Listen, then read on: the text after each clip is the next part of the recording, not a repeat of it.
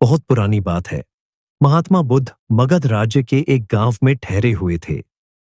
उसी गांव से थोड़ा बाहर एक मोची अपने परिवार के साथ रहता था, जिसके घर के पास एक बहुत बड़ा तालाब था। एक दिन रोज की तरह सुबह मोची तालाब किनारे पानी लेने गया, जहां उसे एक अद्भुत पुष्प दिखा। वह पुष्प देखने में बहुत ही सुंदर था और चमत्कारिक भी प्रतीत हो रहा था। मोची ने तुरंत अपनी पत्नी को बुलाया और वह पुष्प उसे दिखाया। मोची की पत्नी आध्यात्मिक और धर्म में आस्था रखने वाली थी। वह पुष्प को देखते ही समझ गई कि जरूर कल यहां से महात्मा बुद्ध गुजरे होंगे। उन्हीं के प्रताप से आज यहां पुष्प खिला है। पुष्प को चमत्कारिक मानकर मोची ने एक योजना बनाई।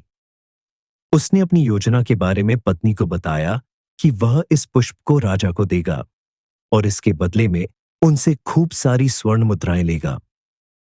उसकी पत्नी ने भी सोचा कि यह पुष्प उनके किसी काम का नहीं है, इसे राजा को ही दे दो, कम से कम कुछ कमाई तो होगी। पत्नी की सहमति के बाद मोची राजमहल की ओर निकल गया। राजमहल के रास्ते में उसे एक व्यापारी मिलता है। मोची के हाथ में पुष्प देखकर वह रुक जाता है। वह मोची से पूछता है कि भाई, ये पुष्प लेकर कहां जा रहे हो? मोची कहता है कि मैं ये पुष्प लेकर राजा के पास जा रहा हूं। इसे राजा को भेंट करके मैं उनसे मुंह मांगा इनाम लूंगा। व्यापारी ने मोची को प्रस्ताव दिया कि तुम ये पुष्प मुझे दे दो, बदले में मैं तुम्हें 100 स्वर्ण मुद्राएं दूंगा। मोची सोच में पड़ गया। उसने सोचा कि जब व्यापारी इस पुष्प के लिए 100 स्वर्ण मुद्राएं दे रहा है, तो राजा तो और ज्यादा देगा।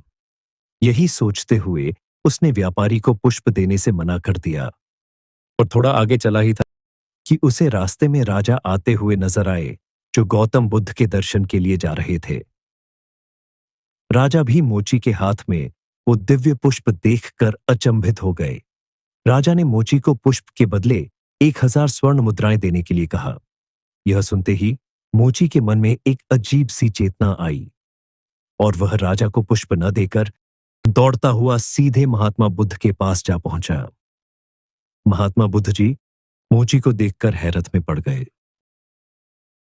उन्होंने मोची से पूछा तो मोची ने उन्हें सारी बात बताई। इसके बाद मोची ने वह पुष्प महात्मा गौतम बुद्ध के चरणों में अर्पित किया और उनसे कहा कि पहले तो मेरे मन में पुष्प को देखकर लालच आ गया था, लेकिन अब मैं समझ गया हूं कि जिसकी छाया पड़ने से ही एक पुष्प इतना दिव्य हो गया हो, अगर उसकी शरण में मैं चला जाऊं तो मेरा जीवन भी कितना धन्य हो जाएगा। इस कहानी ने हमें सिखाया कि हमारी जिंदगी में हमें बहुत सी चीजें अपनी तरफ आकर्षित करती हैं, लेकिन हमें उनके लालच में न फंसकर अपने ज्ञान का प्रयोग करके जीवन में सही राह को चुनना चाहिए। दोस्तों, अगर आपको यह कहानी अच्छी लगी हो तो कमेंट बॉक्स में राधे राधे जरूर लिखें। धन्यवाद।